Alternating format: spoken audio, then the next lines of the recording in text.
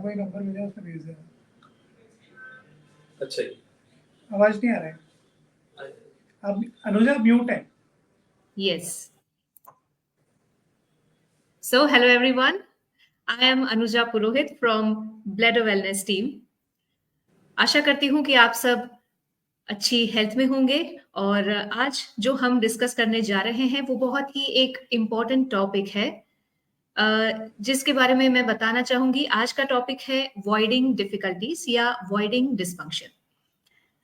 इस टॉपिक के बारे में अगर बात करें तो वॉइडिंग डिस्फंक्शन इस चीज का मतलब है कि जो बच्चा है वो कंप्लीटली उसका ब्लैडर खाली करने में कुछ डिफिकल्टी महसूस करता है। The child is unable to completely empty his or her bladder. Normally क्या होता है कि if your child's bladder stretches easily when it fills with urine, और जब वो कॉन्ट्रैक्ट होता है तो वो फुल्ली खाली हो जाता है, जिसको कहते हैं वॉइडिंग। इस चीज में किसी भी तरीके का प्रीमेच्योर कॉन्ट्रैक्शन अपने ब्लैडर का, या जब ब्लैडर फिल होता है तो उसमें किसी भी तरीके का प्रेशर बढ़ना नहीं चाहिए। अगर इस चीज में कुछ तरीके का प्रॉब्लम होता है तो उसको कहते हैं वॉइडिंग डिस्फंक्शन। ऐसी चीज में डॉक्टर सच एज यूरोलॉजिस्ट इस चीज को ट्रीट कर सकते हैं, इस कंडीशन को, और पेशेंट को रिलीफ लाने में हेल्प कर सकते हैं। तो आज के इसी टॉपिक के बारे में बहुत आगे और जानकारी देने के लिए और इस सब्जेक्ट के बारे में हमारे साथ बातचीत करने के लिए, खासकर इस चीज का क्या डायग्नोसिस हो सकता है और क्या सही ट्रीटमेंट हो सकती है वॉइडिंग डिफिकल्टीज के बारे में, उसके लिए हमारे साथ हैं renowned urologist doctor Vipin Sharma. Doctor, बहुत बहुत स्वागत है आज हमारे साथ हमारी स्ट्रीम में जुड़ने के लिए। Thank you Anuja. नमस्ते टू एवरीवन। मैं डॉक्टर विपिन शर्मा हूँ। मैं बॉम्बे हॉस्पिटल इंदौर में काम करता हूँ और आज जो टॉपिक हम डिस्कस करने वाले हैं दैट इज वॉइडिंग डिफिकल्टीज, मतलब कि यूरिन करने में होने वाली परेशानी। जैसा कि अनुजा ने बताया कि ये परेशानी बच्चों में चालू होती है, बट मैं इसको थोड़ा एक्सप्लेन करूँगा। ये परेशानी किसी भी एज में हो सकती है। सो इम्पॉर्टेंट हमारे लिए ये है कि हम इसको देखें, समझें। ये इम्पॉर्टेंट टॉपिक है। यूरिन करना, जो हम दिन में 5 से 7 बार यूरिन करने जाते हैं, रात में 1 से 2 बार जाते हैं, वो एक रूटीन प्रोसेस उतनी ही ज़रूरी है जितना कि हम खाना खाते हैं या फिर हम सांस लेते हैं या फिर हम अपना रूटीन वर्क करते हैं। तो दिस इज़ इम्पॉर्टेंट टॉपिक और मुझे लगता है कि इसमें पब्लिक अवेयरनेस सबसे कम है। लोगों के मन में बहुत सारी भ्रांतियाँ हैं, बहुत सारे सवाल हैं। इन सभी सवालों का जवाब देने की कोशिश हम आज करेंगे। अनुजा जी, तो आज के टॉपिक के बारे में बातचीत करने से पहले मैं डॉक्टर सर के बारे में कुछ और बताना चाहूंगी। Currently doctor Vipin Sharma Bombay hospital Indore में अपनी सेवाएं दे रहे हैं। यूरोलॉजी के फील्ड में बहुत ही एक्सपीरियंस्ड डॉक्टर हैं। स्ट्रिक्चर यूरेथ्रा इनकॉन्टिनेंस यानी यूरिन के लीकेज की समस्या, या बर्थ डिफेक्ट्स जो यूरिनरी पैसेज में कभी कभी बच्चों में पाई जाती है, उसके साथ साथ पेनाइल री इम्प्लांटेशन, ये बहुत सारे उनके फील्ड्स ऑफ एक्सपर्टीज में से कुछ के बारे में मैंने बात की। बहुत ही बड़ा एक्सपीरियंस और हैंड्स ऑन एक्सपर्टीज उनकी, जो बहुत अलग अलग तरीके के यूरोलॉजिकल प्रॉब्लम्स को मैनेज करने में उनका सालों का एक्सपीरियंस रहा है।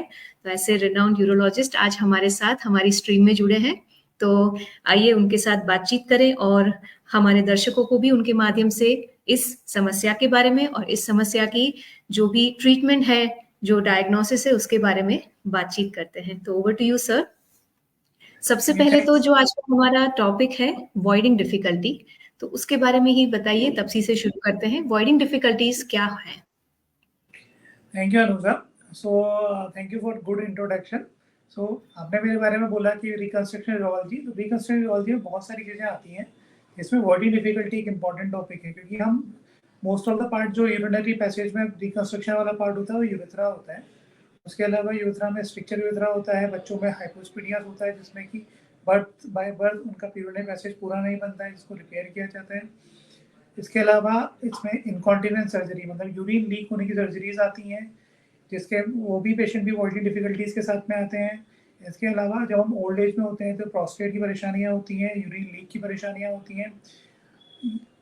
जब रिकंस्ट्रक्शन यूरोलॉजी में इसके अलावा पेनाइल इम्प्लांट्स आते हैं, जिसमें कि इरेक्टल डिस्फंक्शन, जिसमें कि मेडिकल मैनेजमेंट फेल हो जाता है, उनको डाला जाता है। तो रिकंस्ट्रक्टिव यूरोलॉजी मेरा फील्ड ऑफ एक्सपर्टीज है अदर देन यूरोलॉजी।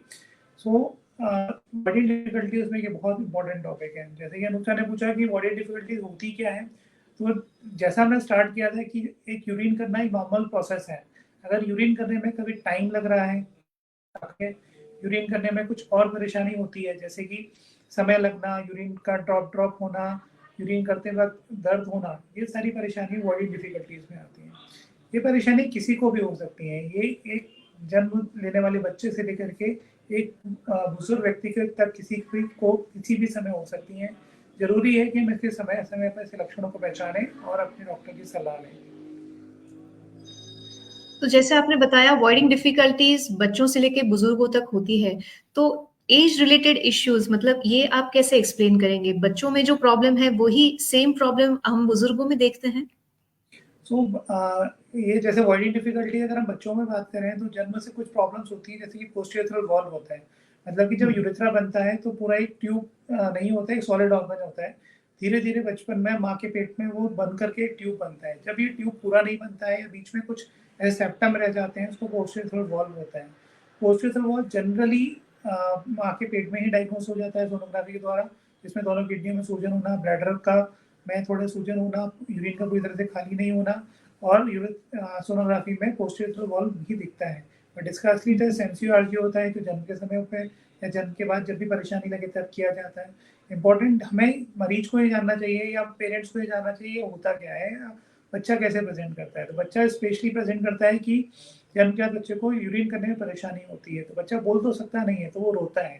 तो वो रोता है जन्म के समय, जब यूरिन करेगा तो यूरिन का डिले होना या यूरिन करते समय रोना एक बहुत इंपॉर्टेंट साइन है कि जब भी बच्चा यूरिन करता है, रोता है, या फिर यूरिन का फ्लो अच्छे से नहीं आता है, तो उसको यूरिन में कुछ ना कुछ पैसेज है। जो मोस्ट कॉमनली इटियोलॉजी या मोस्ट कॉमन कारण इस उम्र में जनरली पोस्टीरियर वॉल्व होता है। मतलब कि यूरिन करने में दो चीजें इंपॉर्टेंट होती हैं। एक होता है ब्लैडर, यूरिनल ब्लैडर, जहाँ पे यूरिन स्टोरेज होता है। दूसरा होता है पैसेज, यानी यूरेथ्रा या पैसेज। तो अगर दोनों में किसी में भी प्रॉब्लम्स होती हैं तो उसको प्रॉब्लम मरीज को यूरिन करने में परेशानी होती है। जन्म से जब एक सेप्टम बन जाएगा तो डेफिनेटली मरीज पेशेंट बच्चे को ताकत वाले यूरिन करना पड़ेगा, तो वो रोएगा। उसके अंदर यूरिन कुछ मात्रा में रह जाएगा, धीरे धीरे ब्लैडर और चीजें आएंगी जिसमें न्यूरोजेनिक ब्लैडर डेवलप हो जाता है और लेटर स्टेज में किडनी भी खराब हो सकती है। तो ये बहुत कॉमन परेशानी है। इम्पोर्टेंट माँ बाप का अवेयरनेस है। जब हम आप प्रेग्नेंट रहती हैं तो सोनोग्राफी अच्छे सेंटर से कराएं, और एक सोनोलॉजिस्ट की अच्छे सोनोलॉजिस्ट को इंट्रा यूट्राइन डायग्नोस कर पाते हैं, और उसका सफल इलाज है। इसका दूरबीन से द्वारा इसका छोटा सा ऑपरेशन होता है, जिसमें बच्चा लगभग पूर्ण रूप से ठीक हो जाता है। दूसरी परेशानी जो बच्चों में हम लोग देखते हैं वो आता है नॉक्टर्नल एन्यूरोसिस, मतलब कि रात में बेड बैटिंग कर देना। जनरली ऐसा कहा जाता है कि 3 से 4 साल तक एक बच्चा ड्राई बाय नाइट हो जाता है, मतलब कि रात में बिस्तर में यूरिन नहीं करता है। बट कभी कभी कुछ केसेस में 6 से 7 साल तक भी नॉर्मल माना जाता है। लेकिन अगर आपका बच्चा 7 साल के बाद भी रात में यूरिन कर दे रहा है, रात में बेड में यूरिन कर देता है, उसको पता नहीं चलता है, तो उसको नॉक्टर्नल एन्यूरोसिस कहा जाता है। ये भी एक पार्ट ऑफ वॉइडिंग डिफिकल्टीज का आता है। इसके बहुत सारे कारण होते हैं, जिसमें कि कारण में ऐसा है कि हमारी जो टॉयलेट ट्रेनिंग है वो प्रॉपर नहीं होती है। कई बार ऐसा होता है कि टॉयलेट जो बच्चे हैं वो कुछ मानसिक रूप से परेशान होते हैं, उनमें हो सकता है। टॉयलेट ट्रेनिंग प्रॉपर नहीं होती, उनमें हो सकता है। कुछ बॉडी के अंदर ऐसे प्रॉब्लम्स होती है, जैसे किडनी रात में अधिक मात्रा में यूरिन बनाती है, तो हो सकता है। कई बार बच्चे की लॉस ऑफ सिम्पैथेटिक टोन हो जाती है रात में, तो उसके कारण एकदम से कंट्रोल लूज हो जाता है, उसमें भी ये परेशानी हो सकती है। इम्पॉर्टेंट ये है कि इसकी जो इलाज है वो बहुत आसान है। जनरली इलाज जो है वो टॉयलेट ट्रेनिंग का कहा जाता है। टॉयलेट ट्रेनिंग में सबसे इम्पोर्टेंट आती है कि हम रात के समय में बच्चे को पानी कम दें, ताकि वो रात में यूरिन कम बने।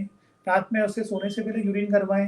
रात में जब वो सो जाता है तो एक फिक्स टाइम पे उसको उठा करके यूरिन करवाएं। इसको बेल एंड अलार्म थेरेपी कहा जाता है, कि हम एक अलार्म फिक्स करते हैं कि बच्चा सो रहा है, 4 से 5 घंटे बाद उसको उठाएंगे और उसको जाके यूरिन कराएंगे। तो ये धीरे धीरे टॉयलेट ट्रेनिंग के साथ में ये परेशानी जनरली उम्र के साथ ठीक हो जाती है। कुछ बच्चे जो लगभग 10% के केसेस में लगभग होते हैं, उनमें ये परेशानी ठीक नहीं होती, उनको मेडिकेशंस की आवश्यकता होती है। मेडिकेशन जनरली शॉर्ट टर्म में बहुत अच्छी इफेक्टिव होती है, कभी कभी बच्चे को लॉन्ग टर्म इफेक्ट देना भी पड़ता है। इसके कॉजेज पता करना जरूरी है कि ये क्यों होता है, तो उसके लिए डॉक्टर के पास आपको जाना पड़ेगा। वो आप पेशेंट को एवेल्यूएट करेंगे तो देखेंगे कि उसमें कुछ और परेशानी तो नहीं है या सिंपल नॉक्चुरल एनालिसिस है। तो ये दो कॉमन परेशानी। और तीसरी परेशानी होती है वॉइडिंग डिसफंक्शन, मतलब कि यूरिन और मोशन करने में जो एक कोऑर्डिनेशन लगता है वो प्रॉब्लम होने लगती है। तो ये बेसिकली टॉयलेट ट्रेनिंग की या फिर न्यूरोलॉजिकल प्रॉब्लम्स होती है, उसके कारण पे होता है। प्रॉपर डायग्नोसिस मतलब कि जैसे कि बच्चा मोशन यूरिन करने जाता है तो मोशन भी हो जाता है, तो ये भी एक कॉमन परेशानी है जो लोगों में देखने को मिलती है। प्रॉपर टॉयलेट ट्रेनिंग अगर कराई जाए, प्रॉपर ट्रेनिंग बच्चे को दी जाए तो ये परेशानी काफ़ी हद तक कम हो जाती है। न्यूरोलॉजिकल कॉज मतलब जिनका दिमाग से संबंध है उनके कॉज के लिए डॉक्टर्स की आवश्यकता होती है, और उसके इलाज बहुत ही आसान और सिंपल है। टाइम इंपॉर्टेंट है कि हम उसको टाइम पे डायग्नोस करें। अगर हम मिडिल एज में आते हैं, जो कि मिडिल एज में जनरली जो पेशेंट्स होते हैं वो सेक्सुअली एक्टिव होते हैं, तो मेल में जनरली प्रोस्टाइटिस होना जिसमें यूरिन में बर्निंग होना, यूरिन का फ्लो कम होना, यूरिन का रुक रुक के आना, यूरिन के साथ बुखार आना, ये बहुत कॉमन होता है स्पेशली मेल्स में। तो जब भी इसको हम यूरिनरी ट्रैक्ट इन्फेक्शन भी कहा जाता है। फीमेल में urine tract infection comparatively male से ज़्यादा होता है। मेल में जनरली ऐसा कहा जाता है कि यूरिन में इन्फेक्शन नहीं होता है। अगर मेल में यूरिन में इन्फेक्शन हो रहा है तो मतलब उसको डॉक्टर को दिखाने की ज़रूरत है, उसको प्रॉपर ट्रीटमेंट की आवश्यकता है। फीमेल बी में भी यूरिन में इन्फेक्शन इस एज में बहुत कॉमन होता है क्योंकि सेक्सुअल एक्टिव होते हैं। और दूसरी चीज़ें जो इन्फेक्शन का रीज़न है वो है पानी ना पीना, या फिर अपनी हेल्दी लाइफस्टाइल ना रखना जिसमें कि एक्सरसाइज ना करना, खान पीन में अपना कंट्रोल नहीं रखना, पानी नहीं पीना, ये बहुत कॉमन है। तो इसके कारण बॉडी डिफिकल्टीज आती हैं जिसमें कि बेसिकली यूरिन में जलन होना इस एज में बहुत कॉमन है। अगर प्रोस्टेट में इन्फेक्शन हो गया तो बर्निंग, जो पीनिस के रास्ते पे पूरे में बर्निंग होती है। यूरिन करने में कभी कभी खून आ सकता है, यूरिन करने में कभी कभी पेन भी हो सकता है। तो इसके कारण से हमें ये इम्पोर्टेंट है कि हम अपनी हेल्दी लाइफस्टाइल अपनाएं, डॉक्टर को दिखाएं। अगर बुखार आ रहा है तो हम डॉक्टर के पास जाएं, पानी अधिक नॉर्मल मात्रा में पिएं। नॉर्मल कितना पानी होता है ये बहुत ज़्यादा सबसे बड़ी भ्रांति जो हमारे पास मरीज लेकर के आते हैं वो होती है। इसमें क्या होता है ना कि लोगों के मन में होता है कि हम पानी बहुत पिए या फिर पानी नहीं पिए। तो बहुत जी। मतलब कितना बहुत पानी इम्पोर्टेंट ये है कि एक मेल के लिए जो नॉर्मल काम कर रहा है जिसको बहुत ज़्यादा पसीना नहीं आता है, उसको एक नॉर्मल वेदर में लगभग 3 लीटर के आसपास पानी काफ़ी होता है। और फीमेल के लिए 2.5 से 3 लीटर पानी बोला जाता है। अगर हम इतना पानी पीते हैं ये हमारी बॉडी की नॉर्मल रिक्वायरमेंट के लिए ज़रूरी होता है। इसको हम दूसरे शब्दों में कह सकते हैं कि हमारी ब्लैडर कैपेसिटी लगभग 300 से 400 ml होती है। हम 3 लीटर पानी पीते हैं तो लगभग हम दिन भर में 7 से 8 बार या 10 बार यूरिन करने जाते हैं। तो ये इतना पानी पीना चाहिए कि हम लगभग दिन में हर 2 से 3 घंटे में यूरिन करने जाएं और 7 से 8 बार दिन भर में जाएं। नॉर्मल भाषा में बोला जा सकता है कि लगभग जो हमारा ग्लास घर में होता है तो 200 ml या 250 ml के आसपास का होता है, तो 12 से 15 ग्लास पानी हमें पीना चाहिए एक एडल्ट मेल को। फीमेल को भी जो पानी पीना बहुत इंपॉर्टेंट है क्योंकि पानी से हमारे जो बैक्टीरिया फ्लैश आउट हो जाते हैं तो यूरिन करने में परेशानी नहीं होती। अगर हम कम पानी पीते हैं तो यूरिन में बर्निंग होना, यूरिन का पीला होना ये बहुत कॉमन है।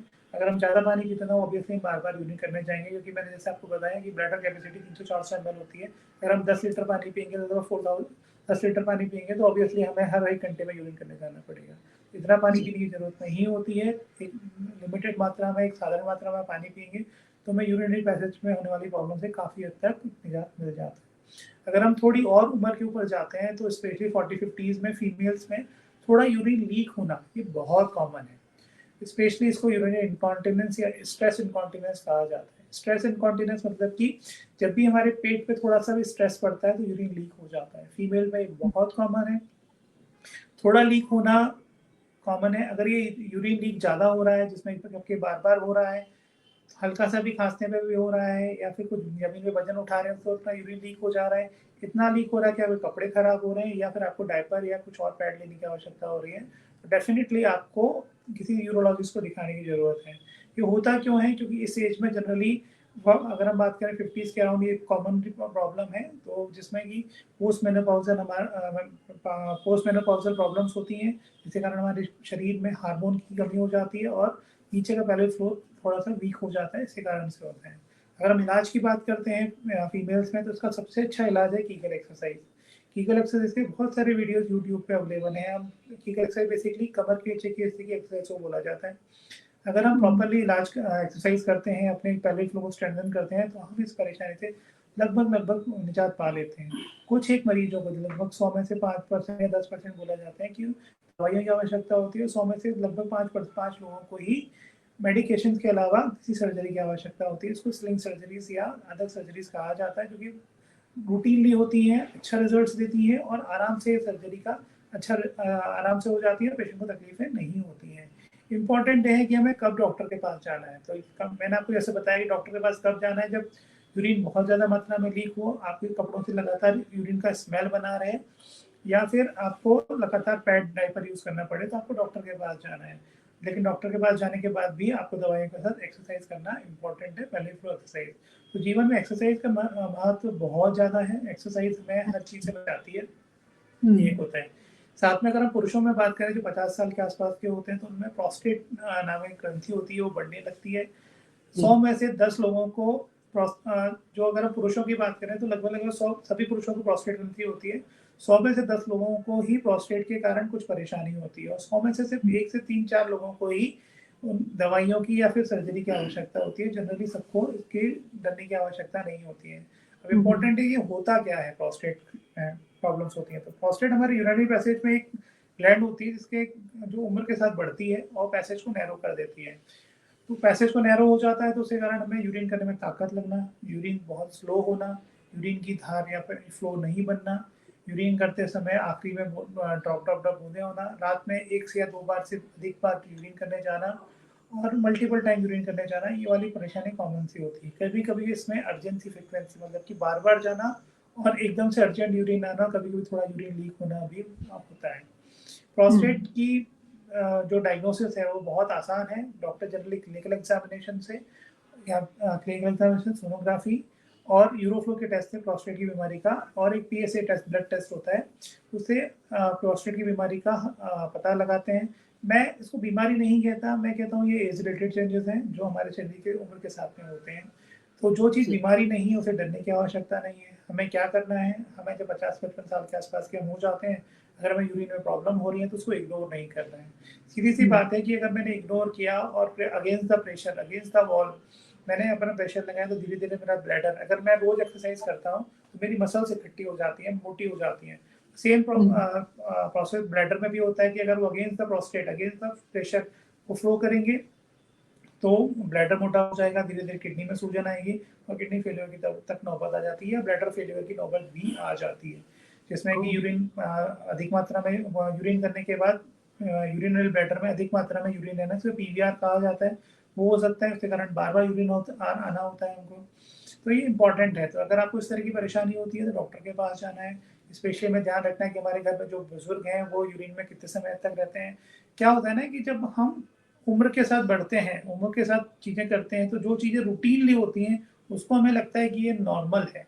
ऐसे जी। बहुत सारे मरीज आते हैं जो हमें बोलते हैं कि सर मुझे यूरिन में कभी-कभी प्रॉब्लम होती है, जनरली प्रॉब्लम नहीं होती। हम फ्लो कराते हैं तो बहुत खराब निकलता है। देन ये चीज़ें होती हैं। जैसे सिंपल सा मेरा एग्जांपल मैं लोगों को बोलता हूँ कि जब मैंने सुबह अपना ओटी ड्रेस पहना था तब मुझे 1 सेकंड के लिए लगा था कि मैंने कुछ पहना है, बट उसके बाद ही मेरे लिए एक नॉर्मल कंफर्टेबल हो गया। तो ऐसे ही ये प्रोस्टेट की परेशानी, यूरिन की परेशानी समय के साथ बढ़ती है, समय के साथ धीरे-धीरे लगती है। तो हमें लगता है कि एज रिलेटेड चेंजेस हैं, नॉर्मल है। जब पेशेंट, कई बार ऐसा होता है कि रिटेंशन में चले जाते हैं, मतलब कि यूरिन रुक जाता है, उनको कैथेटर डालना पड़ता है, फिर उसके बाद हमें उनको दवाइयों पे डालना पड़ता है, ब्लैडर की जो कमजोरी आती है उसका इलाज करना पड़ता है, और एक सिंपल सी चीज़ कॉम्प्लिकेटेड हो जाती है। तो जी। अवेयरनेस जो है वो बहुत इंपॉर्टेंट है चीज़ में, कि जब भी आपको यूरिन में परेशानी हो रही है, डॉक्टर के पास जाएँ, डॉक्टर को दिखाएँ, वो अपना आपका टेस्ट करेंगे, वो आपको डायग्नोज़ करेंगे। 90% केसेज़ में प्रोस्टेट की चीज़ों में दवाइयाँ बहुत अच्छा काम करती हैं। तो जनरली उनको ऑपरेशन की ज़रूरत नहीं पड़ती है, सिर्फ 10% पेशेंट्स को ही ऑपरेशन की आवश्यकता होती है, जो होती है। ऑपरेशन भी जी। बहुत सरल है, लगभग 2 से 3 दिनों में ऑपरेशन में छुट्टी हो जाती है। ये ऑपरेशन दूरबीन से होता है, जिसमें बहुत ज़्यादा कुछ ऐसा खतरे वाली बात नहीं होती। लोग डरते हैं कि ऑपरेशन में कुछ खतरा और नहीं होगा, लेकिन इम्पॉर्टेंट ये है कि हम रोज़ की लाइफ जी रहे हैं, हम डॉक्टर को दिखाएँ, वो डिसाइड करेगा कि ऑपरेशन में कितना खतरा है, कितना नहीं है। जनरली ये परेशानी इसी उम्र में होती है, मतलब कि जब तक 50-55 या 60 साल के आसपास की होती है। तो कहने का मतलब है कि इस टाइम से जनरल पेशेंट को मल्टीपल कोमोर्बिडिटी, किसी को शुगर हो जाती है, किसी को डायबिटीज, ब्लड प्रेशर हो जाता है, किसी को हार्ट की प्रॉब्लम हो जाती है, किसी को न्यूरोलॉजिकल प्रॉब्लम हो जाती है। इसी उम्र में सारी परेशानियां होती हैं। मतलब कि हम डेली इस तरह के पेशेंट को डील करते हैं, तो we all urologist are expert in this kind of patient, कि हम लोगों को कैसे डील करना है पता होता है। जनरली ये सर्जरी सेफ होती है, बहुत हद तक कुछ परेशानी नहीं होती है, इसलिए इससे डरने की ज़रूरत नहीं है। ज़रूरी है कि हम डॉक्टर के पास जाएँ और अपना इलाज कराएँ। जी। नेक्स्ट हम आते हैं जो बॉडी डिफिकल्टीज में जो हमने देखा, सारी एज रिलेटेड परेशानियां हमने देखा। इसके अलावा जो परेशानी आती है वो ब्लैडर की परेशानी आती है। ब्लैडर की परेशानी मतलब कि किसी भी उम्र में हो सकती है। ब्लैडर में दो तरह की परेशानी होती है। या तो हमारा ब्लैडर जो यूरिन जहाँ पे पैसेज यूरिन इकट्ठा होता है वो छोटा हो गया है। वो छोटा होने से क्या मतलब है कि वो छोटी मात्रा में, कम मात्रा में यूरिन इकट्ठा होने पर भी उसको बाहर धकेल देता है, मतलब कि बार बार यूरिन करने जाना पड़ेगा। जी। अगर ये परेशानी होती है इन्फेक्शन के विदाउट होती है तो उसको ओवर एक्टिव ब्लैडर कहा जाता है, जिसमें मेडिकल डेफिनेशन में कहा जाता है कि नॉक्टूरिया फ्रीक्वेंसी एंड अर्जेंसी, मतलब कि एकदम से अर्जेंट यूरिन आता है, कंट्रोल नहीं कर सकते, बार बार जाना पड़ता है और रात में जाना पड़ता है, और इसमें इन्फेक्शन नहीं होना चाहिए, तो इसको ओवर एक्टिव ब्लैडर बोलते हैं। ये बहुत कॉमन परेशानी है। अगर आप बोलेंगे तो ये पेशेंट रूटीनली हमारे पास में आते हैं, और ये इतनी कॉमन परेशानी है कि लोगों को शुरू में लगता है कि कुछ हो गया, इन्फेक्शन हो गया, चीज़ें हो गया, उसके लिए एंटीबायोटिक खाते रहते हैं। बट ये बेसिकली बहुत सारे रीजन से होता है। जो इन्फेक्शन का सिक्वेली है उसके कारण ब्लैडर अनस्टेबल हो गया, ब्लैडर में कुछ और परेशानी हुई इसके कारण ब्लैडर अनस्टेबल हो गया, तो उसको ब्लैडर अनस्टेबिलिटी बोला जाता है। डॉक्टर्स जनरली इस चीज़ का दवाइयों द्वारा इलाज करते हैं, मेडिकेशन बहुत अच्छी इफेक्टिव है। कुछ एक मरीज होते हैं जिनको ब्लैडर में कुछ दवाइयाँ डालने की जरूरत पड़ती हैं और वो भी बहुत इफेक्टिव होती हैं। तो इसका सरल उपाय है, इम्पॉर्टेंट है कि हम अर्ली स्टेज में डॉक्टर के पास जाएं। तीसरी परेशानी जो होती है कि ब्लैडर का फैल जाना या न्यूरोजेनिक कंपोनेंट हो जाना, न्यूरोजेनिक ब्लैडर से कहा जाता है। तो बेसिकली मैंने आपको समझाया है कि अगर मैं अगेंस्ट द वॉल कुछ भी धक्का देता रहूंगा तो एक तरह के थक जाऊंगा। तो जो मोस्ट कॉमन न्यूरोलॉजिकल प्रॉब्लम होती है वो होती है जो ओल्ड एज में होता है, प्रोस्टेट है, स्ट्रिक्चर यूरेथ्रा है, मतलब कि रास्ता कहीं सिकुड़ गया है, या फिर हमें कुछ और बीमारी है जैसे कि डायबिटीज है, जिसमें कि हमारी डायबिटीज अनकंट्रोल्ड है, इसके कारण हमारे पेरिफेरल न्यूरोपैथी या सेंट्रल न्यूरोपैथी हो गई है और उसके कारण हमारा ब्लैडर फैल गया है और यूरिन को इफेक्टिवली वॉइड नहीं कर पा रहा है। मैं इसको बोलता हूँ कि ब्लैडर को लकवा लग गया है, पैरालिसिस हो गया है। वो चीज़ होती है। कई बार स्पाइन इंजुरीज हो जाती है, उसमें इस तरह की प्रॉब्लम्स होती है जिसमें मोशन करने में भी परेशानी होती है। कई बार हमें न्यूरोलॉजिकल प्रॉब्लम्स होती है, उसके कारण ही ब्लैडर न्यूरोजेनिक हो जाता है, मतलब ब्लैडर में इतनी ताकत नहीं रहती है कि वो बाहर यूरिन कर सकें। इसका इलाज दवाइयों से होता है, ब्लैडर ट्रेनिंग की जाती है प्रॉपरली कि किस तरह से करना है, और काफ़ी हद तक ये पेशेंट रिकवर कर जाते हैं अगर हम उसको टाइमली डायग्नोज करें। तो ये परेशानियां बेसिकली एज के साथ होती हैं जो मैंने आपको समझाया। ये over active bladder, under active bladder बहुत कॉमन परेशानी है।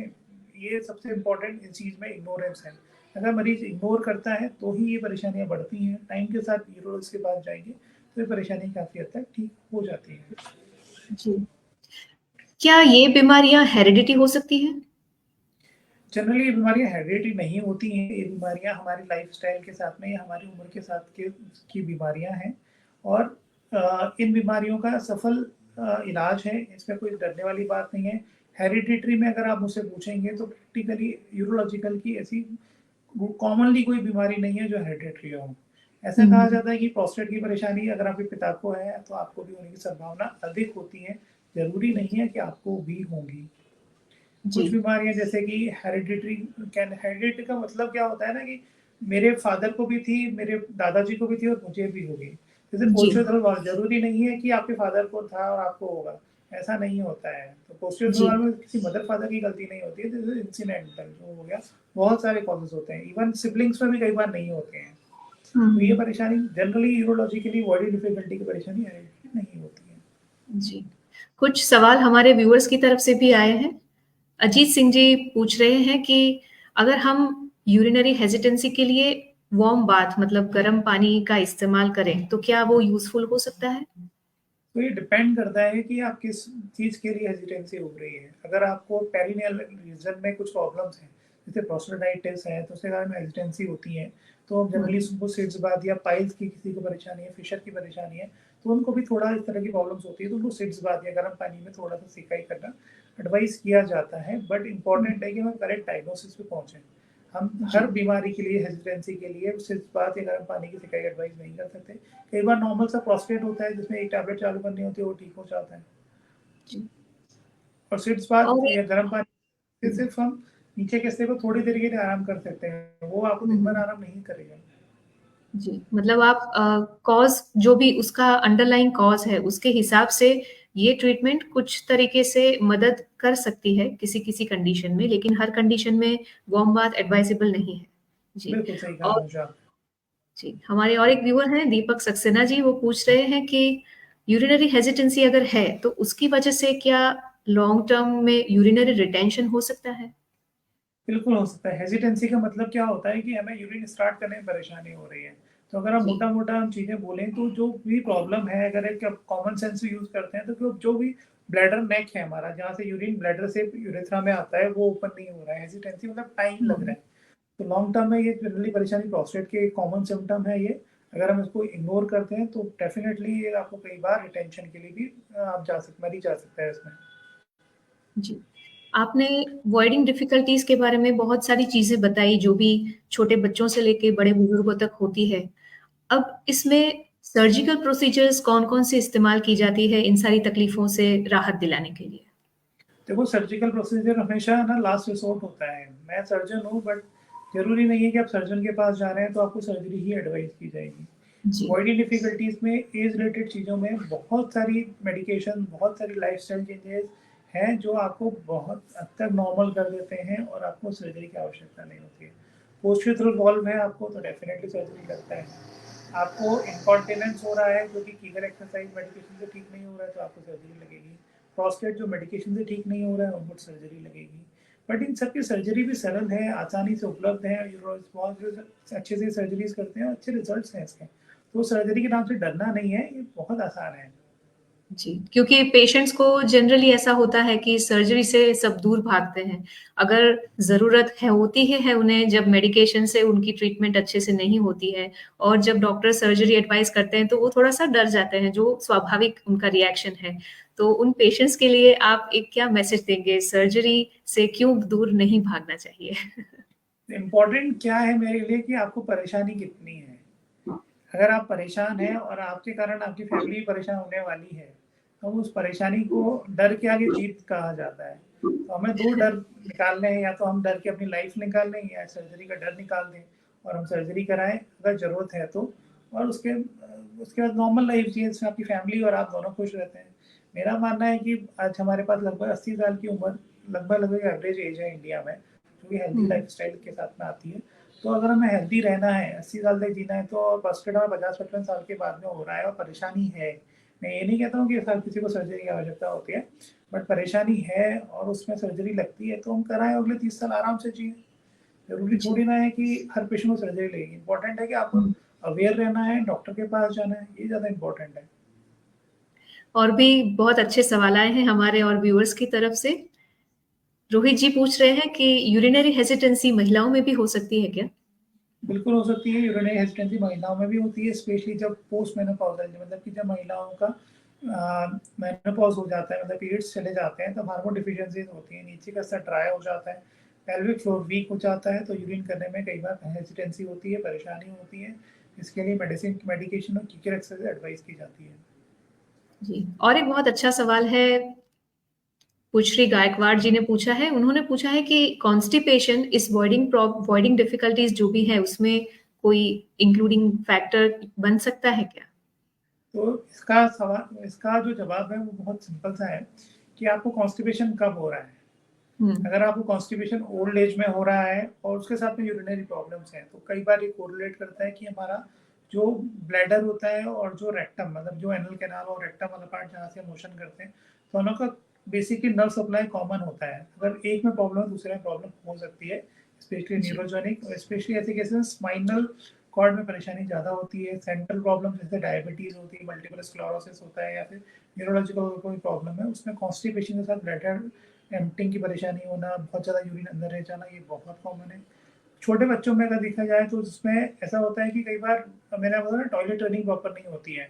बच्चे कई बार अपना यूरिन मोशन ठीक से नहीं करते हैं, मोशन ठीक से नहीं करवा पाते हैं या फिर मोशन में भी कई बार हेजिटेंसी होती है, इसलिए यूरिनरी प्रॉब्लम्स भी हो जाती हैं।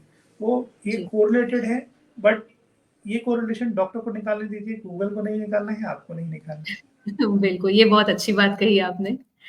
अ, एक और चीज़ मैं आपसे पूछना चाहूँगी कि आजकल लाइफ़स्टाइल, हमारा डाइट, फिर स्ट्रेस, ये सब चीज़ें जो हैं वो बहुत ही कॉमन, सर्दी बुखार जैसे चीज़ों में भी मानते हैं कि स्ट्रेस सबसे ज़्यादा कंट्रीब्यूटिंग फैक्टर है। तो क्या ये वॉइडिंग डिफिकल्टीज में डाइट, लाइफस्टाइल, स्ट्रेस आपका कितना है, उन सब का कंट्रीब्यूशन है, और अगर है तो उसका कोरिलेशन क्या है?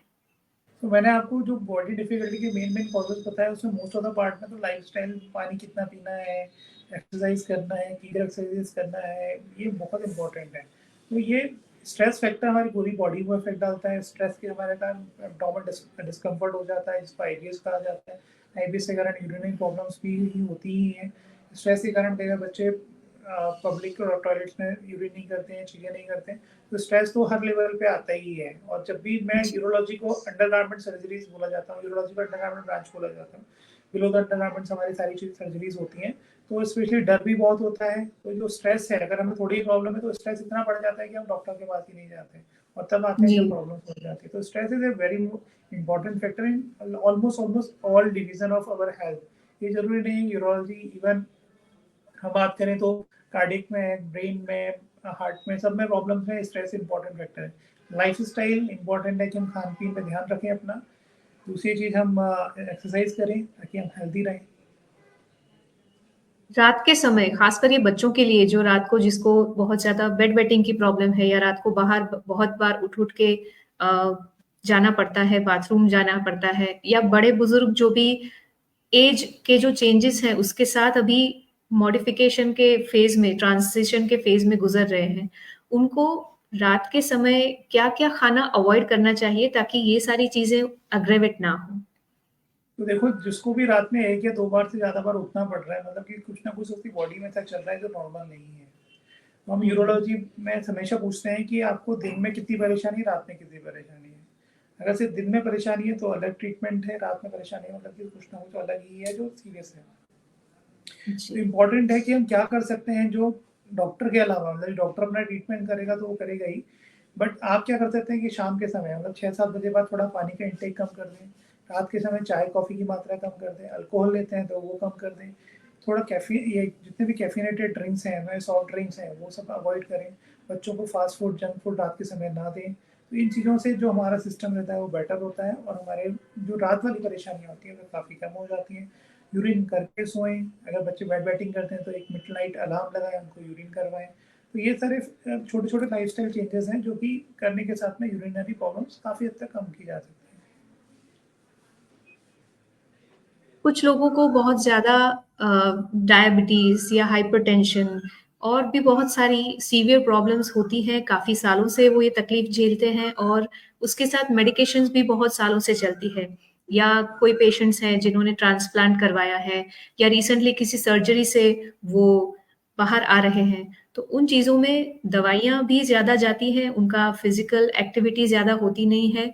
तो इन चीज़ों में कोई ऐसा फैक्टर है जो इन चीज़ों की वजह से वॉइडिंग डिफिकल्टीज को अग्रवेट करे, या कुछ ऐसी मेडिकेशंस हैं जो लॉन्ग टर्म में किडनी को या ब्लैडर को या पूरी यूरिनरी ट्रैक को, यूरिनरी सिस्टम को अफेक्ट कर सके? तो देखो, जो मेडिकेशन की बात आती है तो डॉक्टर हमेशा जब भी मेडिकेशन प्रिस्क्राइब करते हैं तो सोच के प्रिस्क्राइब करते हैं कि ये किडनी पे कितना असर डालेगी, लिवर पे कितना असर डालेगी, या शरीर के किसी और अंग पे कितना असर डालेगी। मेरा हमेशा से एक लोगों से कहना होता है कि मेडिसिन के साइड इफेक्ट होते हैं, ऐसा नहीं है, बिल्कुल होते हैं, बट कभी भी ऐसे साइड इफेक्ट नहीं होते हैं कि आपको बहुत ज़्यादा प्रॉब्लम हो जाए। कई बार लोग बोलते हैं कि इंजेक्शन लगाया तो हमारा ये खराब हो गया। अगर वो इंजेक्शन जी। लगाने से वो खराब होना होता तो वो इंजेक्शन मार्केट में ही नहीं होता। इतनी सारी सिक्योरिटी चेकिंग होते हैं, इतनी सारी टेस्टिंग होती है, इतने सारे लोगों पे एक्सपेरिमेंट करने के बाद वो चीज़ मार्केट में आती है। तो जो मेडिकेशंस के साइड इफेक्ट्स हैं वो एक लिमिटेड होते हैं। हमेशा डॉक्टर्स ये सब सोच के ही दवाई देते हैं कि कौन सी चीज़ इस पर क्या करेगी। तो ये मेडिकेशन वाली भ्रांति तो हमें निकालनी पड़ेगी कि मेडिकेशन से ये हो गया, मेडिकेशन से वो हो गया। दूसरी चीज़ ये आती है कि जैसे डायबिटीज़ है, तो डायबिटीज़ में डेफिनेटली हमारा जो नर्वस सिस्टम है वो इफेक्ट होता है, जिसमें के कारण ब्लैडर में और यूरिन करने में परेशानी होती है, न्यूरोजेनिक ब्लैडर, या फिर यूरिन का बार बार होना, इवन ओवर एक्टिव ब्लैडर, या बार बार इन्फेक्शन होना, यूरिन का इन्फेक्शन होना, ये बहुत कॉमन है। इवन हाइपरटेंशन में भी इस तरह की चीज़ें होती हैं, क्योंकि हाइपरटेंशन की गोली में कई बार लैसिक्स दिया जाता है, कई बार ऐसी दवाइयाँ दी जाती है इसमें यूरिन ज़्यादा मात्रा में बने ताकि बॉडी में कम पानी मात्रा में। इवन हार्ट के लिए कई बार मेडिकेशन एडवाइस दी जाती है इसमें ज़्यादा यूरिन बने। तो उसमें प्रॉब्लम्स होती हैं, बट डॉक्टर्स को हमेशा एक्सप्लेन करते हैं आपको कि ये दवाई लेने से आपको ये परेशानी हो सकती है, इसलिए घबराने वाली बात नहीं है। अल्टीमेटली मेडिकेशंस आपको फ़ायदा पहुँचाने के लिए हैं, नुकसान पहुँचाने के लिए नहीं है। जी। पेशेंट्स काफ़ी बार हिचकिचाते हैं जब उन्हें ऐसी कंडीशंस का सामना करना पड़ता है, जैसे कि उनको ध्यान आया है कि यूरिन लीक का प्रॉब्लम शुरू हुआ है उन्हें और वो मिडल एज में पहुँचे हैं, तो डॉक्टर को मिलने से शर्माते हैं। उनको लगता होगा कि कैसे एक्सप्लेन करेंगे कि हमें क्या हो रहा है, या फिर उनको लगेगा कि ये तो बच्चों को होना चाहिए, हमें क्यों हो रहा है? ऐसी इसके रिलेटेड कुछ मिथ्स भी पेशेंट्स में रहती ही होंगी। तो आपका तो इतने सालों का करियर रहा है, इतने सारे पेशेंट्स आपने देखे होंगे, तो क्या-क्या मिथ्स ऐसी हैं जो गैर मान्यताएँ जो पेशेंट्स में आपने देखी हो, तो आप उन्हें हमारे व्यूअर्स के लिए भी एड्रेस करें? तो देखो ये मिथ्स है ना, ये डिफरेंट पार्ट ऑफ इंडिया में डिफरेंट रीजन के हिसाब से होती हैं। जो सबसे कॉमन मिथ है जो इंडिया में है, 2 ही मिथ हैं। एक जो हुँ। होता है कि पानी बहुत पीना चाहिए, और एक स्टोन हो जाए तो हमें ये नहीं खाना चाहिए। ये 2 सारी मिथ्स ऐसी हैं जो रेगुलरली हम लोग फेस करते हैं। कई बार हुँ, पेशेंट हुँ। बोलते हैं बार-बार यूरिन आ रही, बार-बार यूरिन आ रही है, रात में जाना पड़ता है, ये सब कुछ हो रहा है। हम पूछते हैं पानी कितना पीते हो? बोला 5 लीटर, 6 लीटर, 8 लीटर पानी पीते हैं। तो डेफिनिटली आपका ब्लैडर कैपेसिटी 400 एमएल का है। अगर आप 4 लीटर पानी पिएँगे तो 10 बार जाएँगे, 8 लीटर पानी पिएँगे तो 20 बार जाएँगे। दूसरा, तो ये बहुत कॉमन सा मिथ है जो हमें अवॉइड करना चाहिए। दूसरा मिथ जो है कि जनरली लोग बोलते हैं कि कैल्शियम खाने से स्टोन हो जाता है, जो एक बड़ा मिथ है। हालाँकि वॉइडिंग डिफ़िकल्टी से नहीं है, बट यूरिन किडनी से रिलेटेड या यूरोलॉजी से रिलेटेड है, तो बता रहा हूँ। कि बहुत बड़ा मिथ है कि हमें स्टोन हो गया या मेरे फैमिली में किसी को स्टोन हो गया, तो हमें ये चीज़ें नहीं खाना चाहिए। तो मैं हमेशा बोलता हूँ, पहले भी मैंने लोगों को बोला है, वीडियोज़ है मेरे उसमें, कि इंडियन डाइट से किडनी स्टोन्स का कोई रिलेशनशिप नहीं है। लोग बोलते हैं कि टमाटर खाने से या पालक खाने से स्टोन हो जाता है। तो जी। सिंपल सी बात है, जो गूगल में लिखा हुआ है या गूगल में आप लोगों ने पढ़ा है, तो उसमें 2 चीज़ें हैं। पहली तो सारा लिटरेचर जो हमारा गूगल पे आता है वो वेस्टर्न से आता है। अभी हुँ, इंडियन लिटरेचर उतना प्रमोटेड नहीं है कि सामने दिखे। सारा लिटरेचर में गूगल से आता है, और गूगल मतलब वेस्टर्न कल्चर से आता है। वेस्टर्न कल्चर में वो लोग सलाद काटते हैं, 1 दिन काटते हैं, 4 दिन तक खाते हैं। हम क्या करते हैं, हमारे घर में 1 टमाटर कटता है, पूरी फैमिली खाती है। तो 1 टमाटर खाने से हमारे यहाँ स्टोन नहीं होगा। मेरे को 7 साल यूरोलॉजी करते हुए आई हैव ओनली 1 पेशेंट जिसको टमाटर खाने से स्टोन हुआ, क्योंकि उसने 6 महीने तक रोज़ 1 किलो टमाटर खाए। For 1 kilo. 1 किलो रोज़ टमाटर खाती थी, टमाटर एंड ककड़ी। उसको वेट रिड्यूस करना था, शादी थी, और शादी के 3 दिन पहले स्टोन हो गया। ओह! तो कहने का मतलब है कि इंडियन डाइट हमारा मिक्सचर ऑफ फूड होता है, जिसमें सब तरह की चीज़ें होती हैं। हम पालक खाते हैं, हमारे सब घर में पालक इवन सीज़न में भी सप्ताह में 1 या 2 बार बनता है, रोज़ पालक नहीं हुँ, खाते। जी। दूध बोला जाता है कि कैल्शियम रहता है तो स्टोन नहीं बने। सारे स्टोन कैल्शियम के बने होते हैं। अगर हम दूध नहीं पिएँगे तो हमारी हड्डियाँ कमज़ोर हो जाएँगी, ऑस्टियोपोरोसिस हो जाएगा, तो हमें दूसरी परेशानी होने लगेंगी। तो ये हुँ, मिथ्स बिल्कुल गलत हैं। आप नॉर्मल खाइए, नॉर्मल रहिए अपना। इम्पोर्टेंट क्या है कि हम पानी पिएँ और एक्सरसाइज़ करें। अगर हम 100 लोगों की सोनोग्राफी कराते हैं तो 3 लोगों को 4 लोगों सॉरी 30 से 40 लोगों को छोटे-छोटे स्टोन्स दिखते हैं। बट अगर हुँ, सॉरी अगर हम सबका सर्जरी करने जाएँ, सबको ट्रीटमेंट करने जाएँ, तो हॉस्पिटल में जगह ही नहीं बचेगी। कहने जी। का मतलब ये है कि हर किसी को ज़रूरत नहीं होती, वो 3-4 एमएम के स्टोन सब अपने आप निकल जाते हैं। लोग जी। उसके लिए दवाइयाँ खाना चालू कर देते हैं, लोग उसके लिए तरह-तरह के नुस्खे अपनाने लगते हैं। सबसे अच्छा नुस्खा है पानी पीजिए। मैं हर मरीज़ को बोलता हूँ जिनको भी यूरिनरी प्रॉब्लम्स होती हैं, सीज़नल फ्रूट खाएँ। कोई सा भी हुँ, जो भी अवेलेबल है सीज़न में वो खाएँ, उससे आपका यूरिनरी ट्रैक्ट जो होता है, एपिथेलियम होता है, बहुत हेल्दी रहता है, तो आपको यूरिनरी करने की परेशानी काफ़ी हद तक हो जाती है। वॉइडिंग डिफिकल्टीज में कई बार यूरिनरी स्टोन्स भी आपको वॉइडिंग डिफिकल्टी करा देते हैं। कई बार व्यूज है ना कि लोअर पार्ट ऑफ यूरेटर में स्टोन होता है, वो भी आपको वॉइडिंग डिफिकल्टी कराते हैं। बार-बार यूरिन होना, ऐसा लगना कि यूटीआई होना, यूरिन करने जा रहे हैं बट आ नहीं रहा, ये भी कॉमन हुँ, है। और कई बार ब्लैडर में स्टोन फँस जाता है तो कई बार यूरिन रुक भी जाता है, तो ये भी वॉइडिंग जी। डिफिकल्टीज में आता है। तो मिथ्स जो यूरोलॉजी वाले में देखते हैं वो 2 ही मिथ्स देखते हैं, खाने-पीने का और पानी का। जी। और कई लोग खाने-पीने इसको की बात जब हुई है जी। जी बोलिए। खाने-पीने की जब बात हुई तो एक और चीज़ आपसे पूछना चाहूँगी कि वेजिटेरियन डाइट और नॉन वेजिटेरियन डाइट, इन दोनों का कितना असर है बर्निंग डिफिकल्टीज़ में या और बहुत सारे किडनी प्रॉब्लम्स या स्टोन के प्रॉब्लम्स में? वेजिटेरियन डाइट नॉन सो मेरा इम्पोर्टेंट ये है कि जो हम इंडियन फूड है हमारा, चाहे वो नॉन वेज खाएं या वेज खाएं, जो हमारा इंडियन कल्चर है, हम नॉनवेज उठा के सुबह शाम लेके 7 दिन नहीं खाते, जी तो उससे बहुत ज़्यादा फ़र्क नहीं होता। खाते हैं तो दिन में हफ्ता में 3 से 4 बार खा लिया, उससे फ़र्क नहीं पड़ता है, चाहे वो वेज खाएँ, चाहे नॉन-वेज खाएँ। डाइट से स्टोन का कोई रिलेशनशिप नहीं है। डाइट से क्या इम्पोर्टेंट होता है कि अगर हम ऐसा डाइट ले रहे हैं कि हमारा ओवरवेट हो रहे हैं हम, तो हमें यूरिनरी हम्म, प्रॉब्लम्स होती हैं। या फिर हम जी बिल्कुल ऐसे डाइटिंग पे जा रहे हैं, तो और भी हमें यूरिनरी प्रॉब्लम्स होती हैं। तो इम्पोर्टेंट है कि हम हेल्दी डाइट लें, चाहे वो वेज लें, चाहे नॉन-वेज लें, उससे फ़र्क नहीं पड़ता। एक्सरसाइज़ करें।